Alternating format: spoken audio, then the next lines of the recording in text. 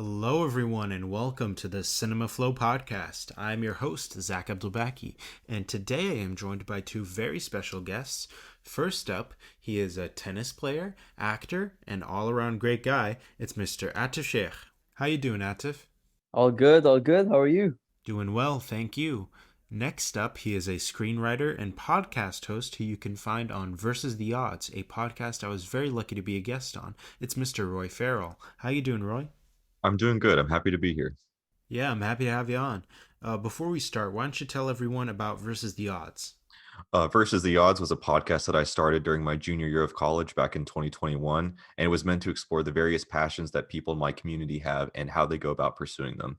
It was started as a way to cure my writer's block, but eventually became a way for me to connect with others on a level that was a lot deeper than was beyond the surface level friendships that I might have had. So it was a great way to understand people better, as well as understand what it takes to pursue something that you really care about. So it was starting that show was probably one of the best decisions I've ever made. And I'm currently in the second season, and it's been really successful and fun. Well, everyone can check it out on Spotify and Apple Podcasts. Is that correct? That's correct. Awesome. I'll be putting a link for that in the description so everyone can check it out. But today, the reason I'm having you both on is that we are going to be taking a look at 5 very different short films that I've carefully selected for you all to watch. I was once in a class at Chapman University called Short Film Analysis, which was a huge inspiration for this podcast. Shout out to Professor Paul Wolanski. He's the man. That class sent me on a path of loving and watching short films to the point where now I have a vast collection of hidden gems that I want to share with my friends and the world. So this show is a way for me to do that. So for everyone out there listening, you can find links to these short films in the description below. Shall we dive straight into the first movie? Yes, sir. Sounds great. Awesome. Our first film is Madre. Here is the logline. While at home in her apartment in Spain, a woman gets a call from her 6-year-old child. Every parent's worst nightmare ensues. ¿Y tu padre? Se ha ido. Ha dicho que ahora volvía. ¿Y en qué playa estáis? En Francia, creo. ¿Por qué no viene papá? Mamá. Sí, mi amor, sí, mi amor, sí. Que hay un señor. ¿Qué pasa? Iván, dime algo, por favor. Iván, por favor, dime que estás bien. Cariño. This film was made in 2019 by Rodrigo Soragoyen. It was produced in Spain and was nominated for the Oscar for Best Live Action Short Film. It did not win, but Rodrigo was able to adapt the short into a feature-length version of the same name. If you'd like to watch Madre, you can find it on YouTube. The version on YouTube is 720p, so it's not full HD, but it still looks pretty good. I'll put a link to that in the description below. But with that said, what did you guys think of Madre? Well, me personally, acting for me was one of the best things about the whole thing, the whole short film. It was I don't think it was really minimum in the terms of like cinematography and everything, and the foreshadowing of the beach in the beginning was also very nice. Because what happened with me is while I was watching, I didn't really focus on the beach as much, but then during the call, the kid says that I'm on the beach and there's nothing on this beach, and then it hit me. I'm like, oh yeah, that is true, there was nothing on the beach, there was no one. And then how the actress, what's her name again? Marta Nieto. Yeah, how she went from like being chill, trying to go out with her friends, and to this like this intense amount of drama. I was like, wow, this is one of the best things I've seen. The overall for me, I think personally it was all right. Like if I had to give a rating out of 5, I think I'd give it a 3. But overall, very nicely shot, I think. Yeah, for those who don't know, the film is done entirely in one take. So the cinematography was very unique. Roy, what did you think of the film? Well, the first note I took on this film was the fact that it was one continuous shot, and that's something I appreciate mostly because it keeps you confined to the events that are happening. There are no like rapid cuts to cut your concentration or divide up the emotional investment you have in a single moment by keeping the camera's eye on the two women and on the events of what's happening. You're able to deeply invest yourself and also feel sort of stuck with them as well, that you can't escape from the impending terror of the situation this woman is facing. I thought that was, it's really refreshing to see cinematography like that. Whereas, I think we may have discussed this before. A lot of contemporary blockbusters are, full of this like really rapid, jarring, editing and cuts that don't really serve a purpose or make sense other than make you feel kind of nauseous and that you're being like sped through the movie. That's something I saw in the new Hocus Pocus movie before I turned it off 15 minutes in. Is just the cuts and the cuts and the cuts are so aggravating, and this short film has none of that, which obviously is a nice breath of fresh air. And the fact that it was all done in the single location kind of reminds me of those like those the one person shows or those one person plays that you see sometimes. Like, I just appreciate that, the fact that you can use one setting or one location to tell a complete story. It's also a great filmmaking exercise for people who are starting out, because you don't need to try to secure the rights to film in all these different locations. You just get the one lockdown and still tell a cohesive story. I know it's like a little bit of a lot. And like I said, I did appreciate that, but it also wasn't without its cons as well. Granted, there's only so much that occurs within the actual story itself, but I also think that if I'm going to be connecting with a character, no matter how significant, if they're the lead character or they're a side character or they're just, featuring in like 2 minutes, I still want to know about them. I want to know their wants, their needs, their flaws, their strengths. And I think the lack of context or the lack of characterization makes it a little more difficult to really empathize and connect with the character beyond the surface level of, oh, this is a mother whose child is in danger. That, of course, anyone can, or hopefully most people can connect to. But beyond that, I don't know much about the mom or the grandma. And that's something I would have preferred to see. And granted, I also acknowledge that this is sort of difficult to accomplish in the medium of a short film, but that was still something that was in my mind. And then uh, I don't know. I feel like beyond the very literal story that was occurring, there wasn't much else. And I don't think a story necessarily, or a movie necessarily needs to have a deeper theme in order to be good or to be considered, worth my time. I think there are plenty of films that are great at the surface level, but I finished this movie and I felt like there wasn't much beyond what was just happening, and that kept me from being as engaged with it or as liking it as much as maybe other people would. And I mean, another plus to this film that I thought was worth mentioning was the dialogue. Due to the story of what was happening, it didn't feel as any of the dialogue was like theatrical or over the top. This is exactly how I'd imagine a mom would react in that situation. Those were the things that she would say. That's how she'd behave. But at least for my own personal enjoyment, I don't really gravitate towards things that are as dark or as gritty. It's kind of it's emotionally upsetting. If I'm going to invest time in a film, it kind of feels uncomfortable to walk away feeling worse than I did when I started. And for those reasons, this movie wasn't my favorite. If I had to rank out of 10, I'd probably give it a 4 or 5 out of 10. But that's not without, highlighting the many aspects of which this film executed well in terms of filmmaking. And that kind of concludes my rant about it. But those are my thoughts on the film Madre. I do agree with the things you said about not knowing about the characters as much, but then I also realized, like, throughout the story, they were saying, okay, I'm Ramon's her ex, she kept saying, okay, I'm his ex. So I kind of figured, okay, she's divorced. This kid is with his father, I think, on a how could you say, like, just on a trip. But like, I think maybe the father has the custody or the mother has the custody, but he's just on a trip. And like, just through the story, I think you get to know the character a bit more. Dialogue wise, yes, that's actually a good note as well. But me personally, my problem is not with knowing the character, because I feel like the story was more important than just knowing the character. And the story was like about a mother caring about the child, not knowing where the child is. And also, like, just, I mean, if you put yourself in those shoes as a father, your child's gone missing, you don't know where your wife is or ex is, and you just like what to do. It's in another country. I don't know where the child is. And so you start to think about, like, what would you do? So this movie made me think. Obviously, I'm not a parent, but this movie made me think a bit more about, if I did have a child, what would I do if he went missing? So that's something that I took out of it as well. So I mean, when I watch movies, I think as the main character, or I try to think. And I mean, there's so much that goes into writing as well. Like even if it's a short film, a feature film, there's so much writing and thinking involved, different perspectives. So for me, I liked it personally, but of course it's not my favorite.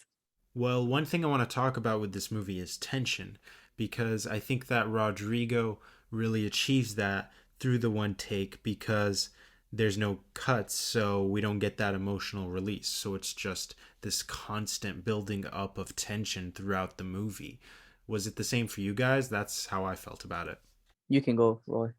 You can go first. I mean, I think Zach has touched on the most, again, like probably the strongest aspect of the film is the tension. And that is definitely accentuated by the fact that it is one continuous take, that you can't look away. It's not cutting to something else. It is completely unbroken. And it's I think that also it serves well that we don't know for sure what happens to the child in the end. And so as the tension mounts, usually you're expecting a sort of release from the tension. You're expecting it to break. You're expecting a moment of clarity. You're not given that in this film. So it kind of leaves you, it takes you all the way up to the most extreme of tension. And then it gives you no satisfaction, which obviously packs a massive emotional gut punch. And the fact that a film can tell a story and create an emotion in the viewer like that, I think is an aspect of a strong filmmaker. So I absolutely commend the film on that aspect. Yeah, I think it was the continuously mounting tension that, kept me invested as opposed to turning it off, because I was expecting to see that moment of clarity. I mean, honestly, Roy said everything. For me, it's like I was invested, like completely, because I wanted to know if she's gonna find the child or not, and that kept me going. But in the end, we don't know what happens, So for me, I was like, I was listening, I was thinking of everything that's been happening. The police was so weird. I don't know if you guys noticed. Like, I don't know if this happens, but I don't know the protocols and stuff, but like they just said, no, we can't help you, and that just increased the tension even more, and I think that's when the mother started to even build on the tension, because once you have no helping hand, what are you going to do, So It's me like, personally, huh? I was gonna say, I didn't mean to interrupt you. I apologize. No, it's okay. No worries. I'd say it's just another layer of helplessness. The Yeah, immediate circumstances of the child being lost and the mother not being there is already bad enough. But the fact that even the authorities aren't helping as well, is exactly. just so frustrating. Exactly. It made me, oh, I was There's so there's two films that have police involved and they can't do anything. We'll talk about the other one later, but this one is obviously the first one.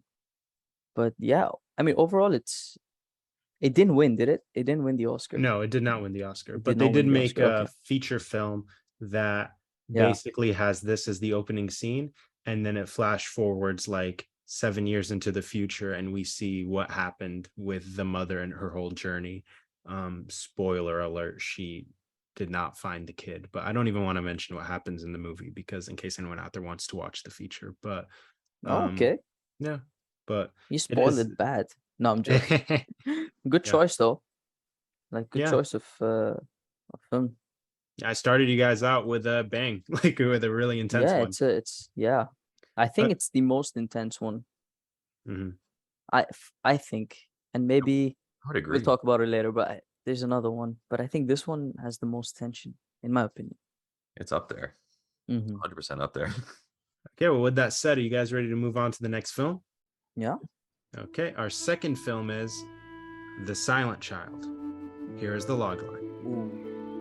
A deaf 6-year-old girl named Libby lives in a world of silence until a caring social worker gives her the gift of communication. I want her to speak. And I said You have to not you, remembered she's not properly. hearing anything we're saying. Susie, I backed said you up. that. I backed you We only found out she was deaf when she was 3.5, which probably makes me a bloody awful mother, but Libby follows what we're saying really well. Right, well, I'm sure she'll be fine then. We have quite low expectations. We just want her to be a little bit more confident in time for school. I'm just wondering if we should be focusing more on the lip reading rather than the sign language. She is normal. She's just deaf. Do you think she'll be able to get a job one day? Yeah, I think she'll be able to have a career in whatever she likes. Oh, God bless her. This is a British film that was released in 2017. It was written by Rachel Shenton, who also starred in the film as Joanne, the social worker. This was a passion project for her since the film is based on her own experiences as a child of a parent who became deaf. The film was directed by her husband, Chris Overton. The couple went on to win the Oscar for Best Live Action Short Film, which is not surprising because in addition to the film being well made, it is also quite popular. It debuted on BBC One to an audience of 3.5 million and is currently available on YouTube in full HD, where as of this recording, it has over 6.2 million views. There will be a link to the film on YouTube in the description so you all can watch it and follow along. With that said, gentlemen, what did you think of The Silent Child? You can go first this time, Roy. Well, I have to say this. I think out of all of them, this was probably my favorite, and that is predominantly because I felt a deep emotional connection to a plight, not this specific plight, but I have a brother who is non-speaking, and the many hurdles and obstacles that our family has had to overcome in order to get my brother sufficient care and treatment and honestly respect from other people. I can absolutely empathize with, a character who has to overcome a tremendous adversity in order to be treated as fairly and just as other people in their community. And I was especially upset at the fact that the parents were, in my opinion, doing an insufficient job of helping their kid, and the fact that it was the freaking social worker who actually, wanted to help and really cared about the child. I wrote that in the beginning there isn't score, there's no underlying instrumentals or anything, and normally when that gap is left, it leaves me feeling anxious, or is that something bad is going to happen because I don't have the cues to tell me how I'm supposed to treat the scene emotionally. So I assumed it was going to somehow become a lot darker than it actually was, but I think that is a benefit for the film because it owes to the eventual hopelessness that you feel in the end and the sympathy that you feel for the kid. And then the only other thing I noticed was from a costume design perspective, that the family was dressed in very neutral tones of black and white versus the girl and the social worker who were dressed in more vibrant colors. I don't know if that was entirely intentional, but it does seem as though the family was dressed that way to show their sort of cold mentality towards their child versus the social worker who, had more emotional range and empathy, and the fact that the child was dressed in a similar vibrant way as a way to demonstrate the connection between the social worker and the child. So those are my, that's basically the entirety of my thoughts about it. I really like this movie a lot. I think it probably was my favorite of the bunch. If I had to rate it out of 10, I'd give it an 8 out of 10. I think this was one of the strongest short films I've seen in a minute, for sure. Very nice. Yeah, me personally, I know no one who's deaf, but there's this very nice woman on campus and she's blind. And I know it's a bit different, but she needs to use the stick to move around, and I was just observing, how they do these things, and it's just a different world, in my opinion. Like, you need to learn so much, and the thing is, the parents were not willing to learn.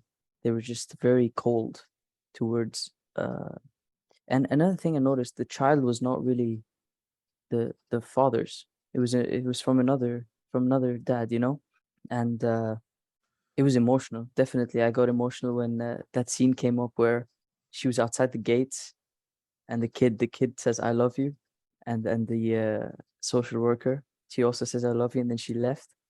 That broke my heart. I think that was towards the end. I think that was one of the ending scenes, and I like how you mentioned the colors, because I also noticed the colors. The family was wearing all like black, white, gray, whereas the social worker was always mostly wearing red, and it just shows. I mean, I'm sure there's so many families who are like this, but after watching this film, I'm sure they changed. Maybe this film shifted their perspective on people with how do you say it? I don't know. Disability. Like, yeah, but like there's another word for it. that I learned recently. Hearing Yeah, Hearing yeah, impaired.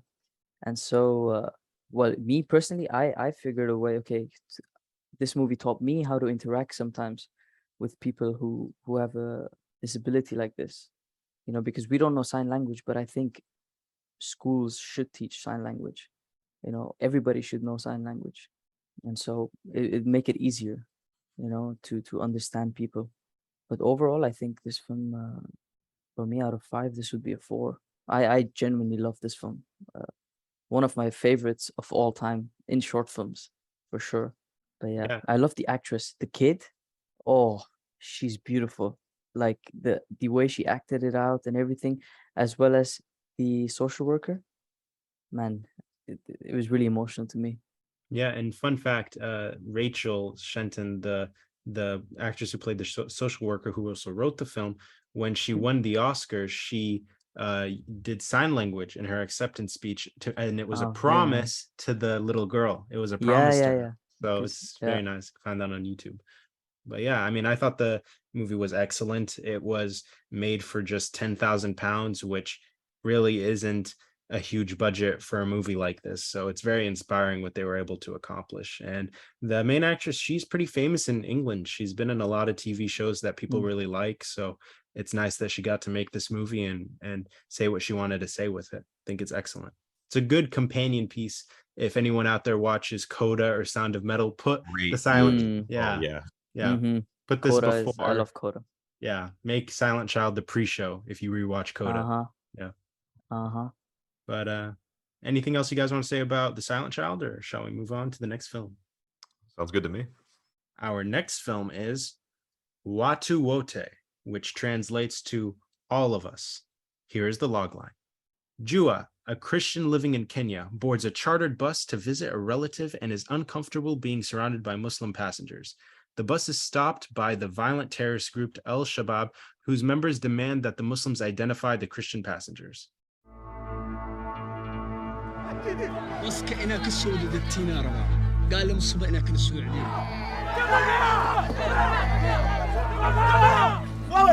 Ulikuwa na mama Mkristo ako wapi? Ako wapi? Ako wapi? Ndio mfundisho ndani ya Qurani. Usinue. This film is based on a true story and was made in 2017, so it was nominated alongside The Silent Child at the Academy Awards. Watu Wote did not win, however, it did win the Student Academy Award. The director, Katja Benrath, made Watu Wote as her graduation project while attending Hamburg Media School. She is a German filmmaker. The film is 22 minutes long, and you can purchase it on iTunes for just $2.99 in full HD. It is also available on Amazon and on the Google Play Store. So with that said, what did you guys think of Watu Wote? I'm gonna let Atif start this one. Yeah. Thank you, bro. You're kind. I feel like this story was about unity of people rather than just Muslim or Christian. It could have been, I mean, I understand the where it was the setting, but it could be anywhere, like in India or Pakistan or any of the Asian countries, and all these religious beliefs that are different, and people are getting killed for their religious beliefs. But it just showed the unity of people, like the strength of people to help others.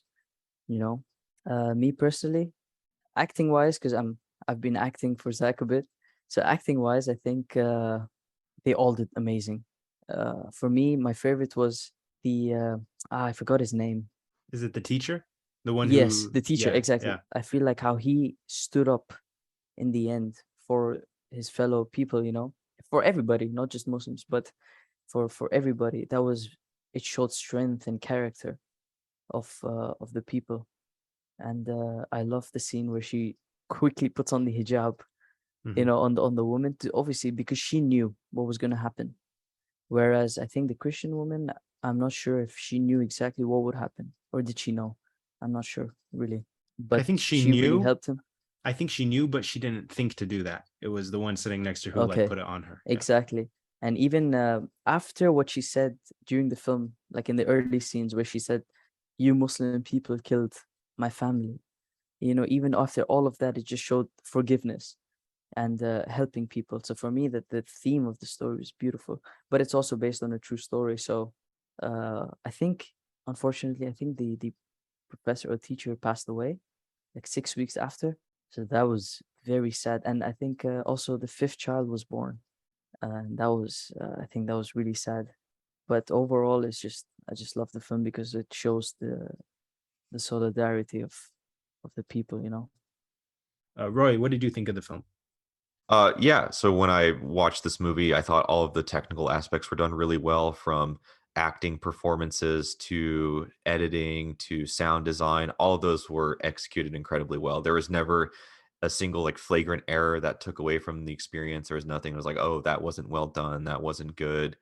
It was done really well. I think that the aspect of the film that stood out to me the most was the way in which the filmmaker portrayed the event. Because when you're talking about a theme, or you're conveying a theme of such emotional intensity like religion or religious conflict, that can be a really risky gray area for storytelling. You know, there's the risk of misrepresenting the conflict or misrepresenting the faith, playing into stereotypes or exhibiting bias in certain ways that, be problematic and harmful.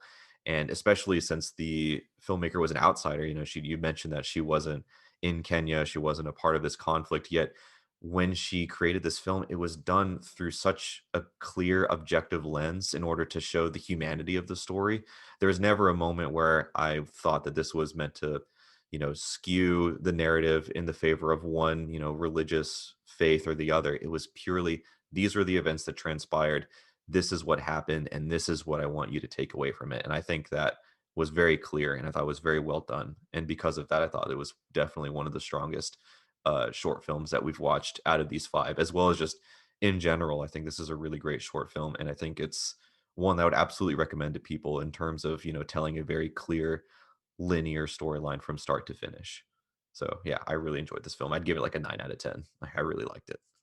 It's very well said. I have a fun fact about the film. The main villain of the film was played by Barhad Abdurrahman, who was in Captain Phillips. Captain Phillips, yeah. Oh, no way. Bro, when I was watching him, like, I know this guy. I've seen him somewhere. Very nice.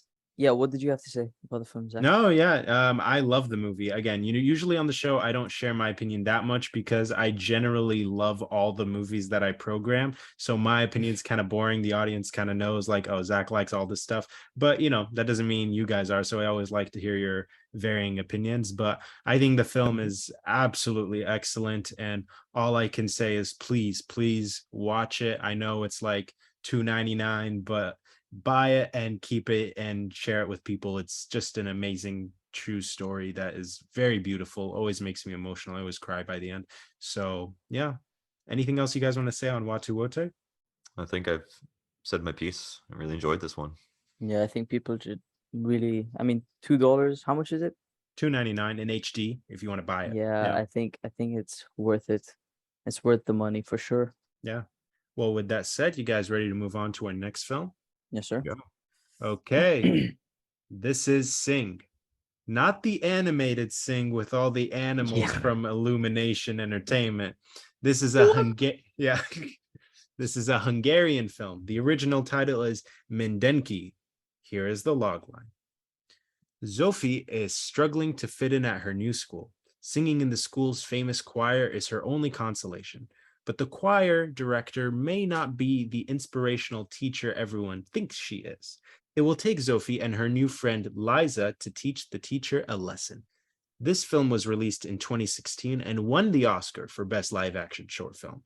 I saw all the films that year, and I think it was very well deserved. The film was directed by Kristof, Deák.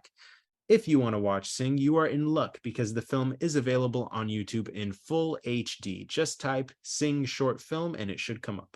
So with that said, what did you guys think of Sing? You can go ahead, Roy. Awesome. I have to be honest. I think the way I can start by discussing my feelings about this film was based on as to open with a Letterboxd review that I read after I watched the movie, which is someone saying that it was the PG version of Whiplash. I thought that was really good perspective.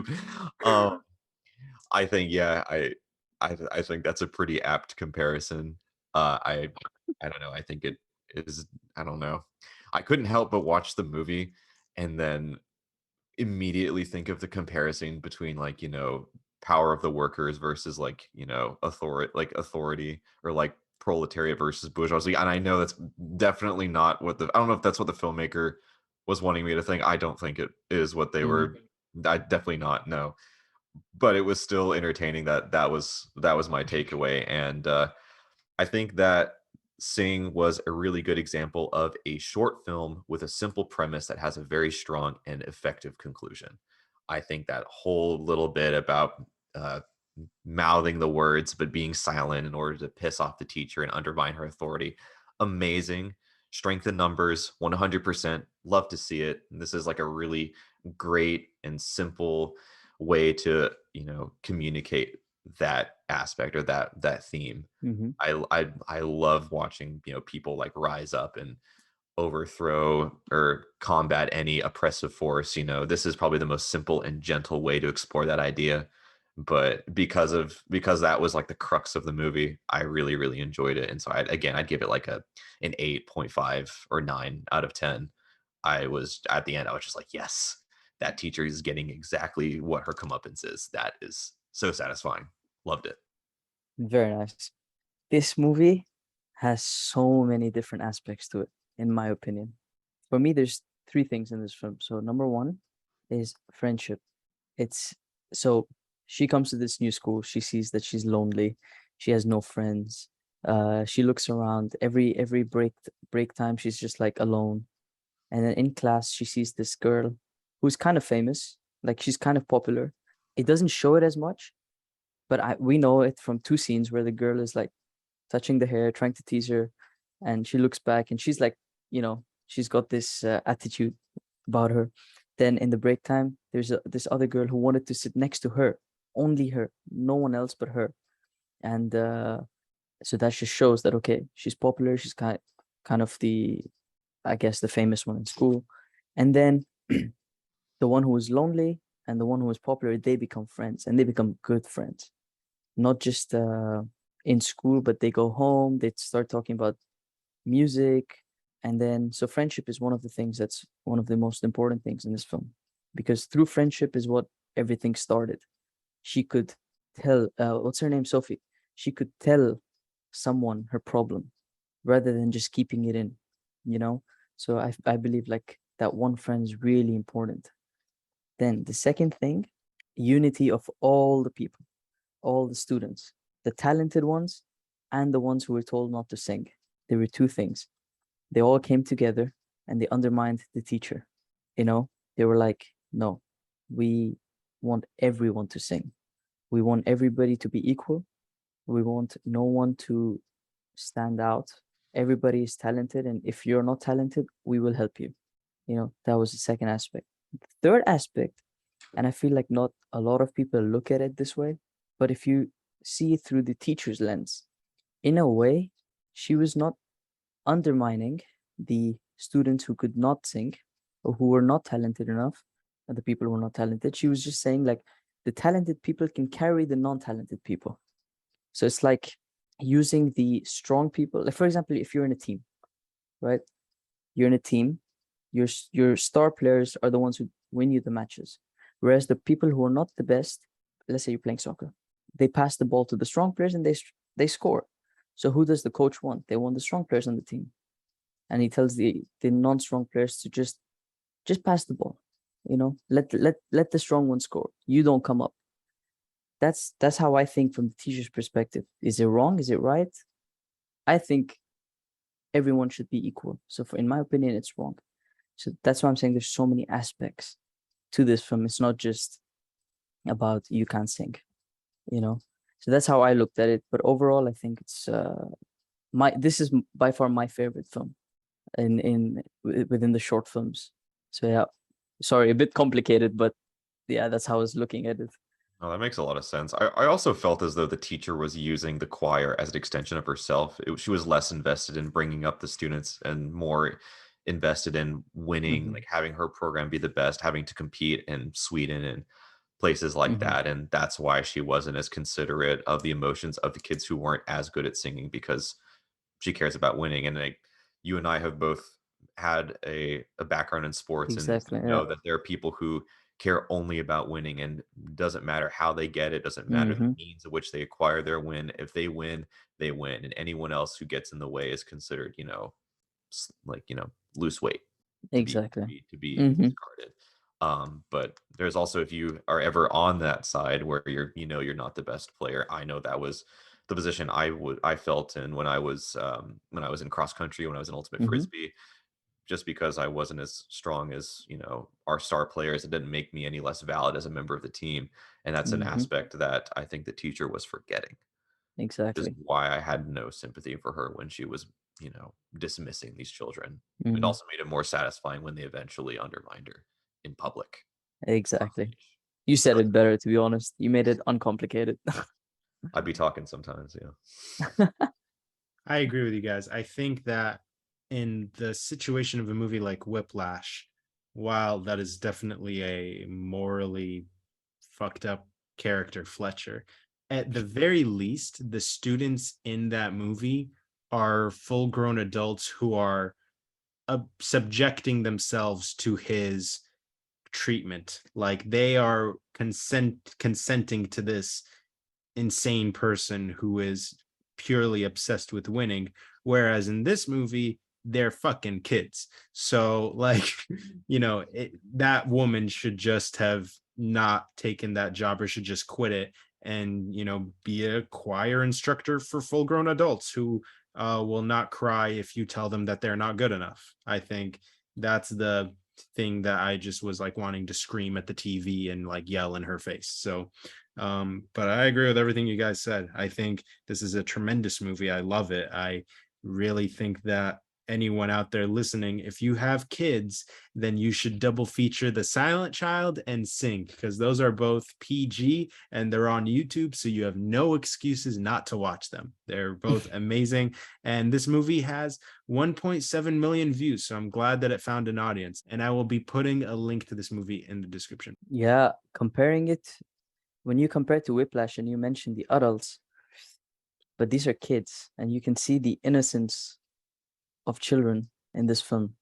Like in Whiplash, if you compare it, everybody wanted to be the best in terms of, like, let's say if like the drummer, if he's not doing well, there's a replacement, and the replacement will be more than happy to jump in, because anyone could just push someone aside and be the best. But in this, if you see the kids, they're like, no, we don't want to do that.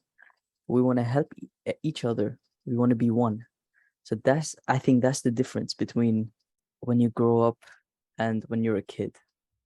You could see I feel like there's a huge difference. And I think when you grow up, you should have the same empathy and sympathy for everyone. That's what I'm still more of the kid in that sense. Like, I just don't want to put someone aside and I don't want to take their place if they're not doing well. I want to actually help him get better if I'm better than him. That's how I look at life in general. It can be anything. If I'm not a good singer, and if Zach is a good singer, I'd want Zach to like help me out, you know. But I don't know, maybe the world doesn't work that way anymore. So that's another way to look at it. Well, yeah, I think a lot of people our age are very tied to this relentless Mamba mentality type of thinking. But even then, like, if you say Mamba mentality, like, and of course, it comes from Kobe, but he was all about helping other people, like help other people get better. So he was not just relentless. He was relentless with himself, but he wanted his team to do well too. Without his team, he was not going to win 5 rings. So exactly, all these champions, they actually make the other people better. There you go. That's the perfect balance. It sounds like the relentless motivation, but still not being selfish. Exactly. Whereas the teacher, as Roy mentioned, was selfish. Yeah. Anything else you want to say, Roy? No, I think we've covered sufficient ground on this short film. It was really good. Obviously, there was a lot to talk about. So, props to the filmmaker for opening the platform for us by doing that. In that case, you guys ready for the final movie? So, Okay, here is the log line for day 1. On her first day of service in Afghanistan, an interpreter for the U.S. Army is forced to deliver the child of an enemy bomb maker. This film was made in 2015 by Henry Hughes. He's a veteran who was attending AFI for grad school and decided to make this film as his thesis. The story was inspired by the director's experiences in Afghanistan. The story of the birth and the story of the female interpreter were both separate events, but he combined them to tell this story. This film went on to be nominated for the Oscar for Best Short Film. It did not win, but just like Watu Wote, it won the Student Academy Award. You can watch day 1 for free at watch.afi.com. A link is in the description. So, with that said, what did you guys think of day 1? I think it was a beautiful film. And, well, coming from Middle East, you know, because me and Zach live there, it doesn't necessarily show where we live, but we just know the stories. You know, we know a lot of stories like this. And, yeah, the woman, the interpreter, the way she spoke to the lady in the beginning. I don't know, she was another army person, or who was she? I'm not sure who she was. You mean like in the very beginning of the movie? Yeah, in the very beginning when she said like she doesn't want kids. I think she's another interpreter. Okay. She was mentioning how she doesn't want kids and she's also divorced. And I mean, I thought they got divorced because she doesn't want kids. You know, that's what I thought, but I'm not really sure. And then how she ended up, you know, helping to give birth, and then she had to take care of the kids in the end. That really got to me because that was just like, I guess by God, here you go. Now you have to take care of these children, you know. And another thing of how the army is so ruthless in terms of their procedures, you know. I mean, the guy I think he was in the wrong, but still, you know, in the beginning he was ruthless. They by mistake hit the woman who was pregnant, but then it also showed some heart that okay, they allowed for the woman to give birth, you know. And it also showed some culture, some religious beliefs, how the doctor didn't want to help in the beginning because he could not go near the woman. You know, I don't think a lot of people know this. I mean, in America, that it's disrespectful to go and see another woman like that. You know, he in the beginning, that was he the doctor, the guy. I think he was the doctor. Yeah, I think he was the doctor. And in the beginning of the movie itself, like he could not even shake hands with them. He could not even look at them properly. He was just saying like, "Salam alaikum" means like just it's a greeting, you know. So he said it from afar. So it just showed culture as well, and how religious these people are. And I mean, sometimes it can come in the way of helping people in that situation, you know.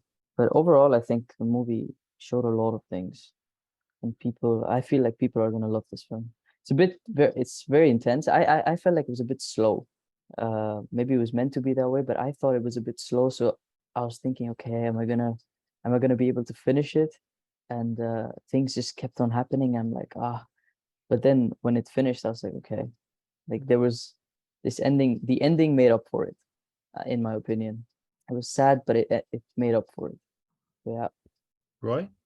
I gotta be honest, guys. I couldn't get through it. It was really, it was really intense in ways that, I mean, I knew it was going to be heavy subject matter, but once I actually got to some of the scenes, like I tried to skip past certain things, but eventually just, you know, it built up and built up, and it was not pleasant. It wasn't a pleasant experience for me, so I had to, I chose to turn it off. But I think I was confused as to what the film was trying to explain to me. I mean, I don't necessarily think I need a short film to understand that war is horrible, or that the military industrial complex that that this country has built up is not good. I also am trying to take into account that the filmmaker was formerly in the military, and how that might have impacted his experience. But I think it's honestly hard to form an articulate thought when you're watching something that you consider upsetting. And this is in no way meant to be considered disrespectful to the filmmaker in any way, shape, or form. But I think that I'm like I said, I wasn't quite sure what he was attempting to communicate, other than that war is brutal and it's unflinching, and there's cruelty, but within cruelty, there's also opportunities for beauty and selflessness and caring. I think it was just it was an area of ambiguity that was tough to navigate or comprehend due to the fact that what I was immediately seeing on screen was so jarring. And hopefully that's the best way I can go about describing how I interacted with the movie. But I mean, as Zach knows, I have a little bit of a weak stomach when it comes for things that are really graphic or violent. It's a little difficult. So that was at least my personal experience with the film. This is not me saying whether or not it was good or bad. I don't think that's not the angle at which I'm approaching the short film. Just saying that I was confused about what the overall intent was, and that it was such an intense viewing experience that I chose to step away. That's my take on day one. Yeah, overall, I also understand Roy, like he couldn't get through this film, because me personally, even though I was okay with it, but it was just for my thing was it was just very slow. I can watch the gruesome stuff. Like I don't have a weak stomach like that. But yeah, that was my only issue. But I understood the cultural and religious belief, because I mean, I'm Muslim as well. So I found it okay. It's definitely, I think it's fifth on the list. Like it remains as the fifth film. It's not gonna change. Rating wise, maybe 2 out of 5, I think. No, definitely fair enough. I mean, I like it more than you, but it is actually my fifth favorite of the bunch, to be honest. But with that said, you guys ready to move on to the awards? Right on. Let's do it. Okay, sweet. For those who don't know, this is the fun-sized Oscars, where we give out awards to these movies, because in reality, at the Oscars, they only get to compete for one category, which is Best Short Film. But that's not the case with us. We like to spread the love a little bit and recognize some of the people who made these movies. So let's start with my favorite category, which is Best Screenplay. The nominees are Rodrigo Soragoyen for Madre, Rachel Shenton for The Silent Child, Julia Drash for Watu Wote, Kristof Deák, Bex Harvey, and Christian Azola for Sing, and Henry Hughes and Dawn DeVoe for Day One. Who you guys voting for? I'm gonna go with Rachel for The Silent Child. I think that was I think it was very clean, concise. There were no unnecessary scenes or anything that would have prolonged and confused us as to what the story was about. Dialogue was very well done. Empathy was generated for the child, the mother. There was animosity on my part directed at her family for doing an insufficient job of caring for her. I think all around it made me feel the things I wanted to feel.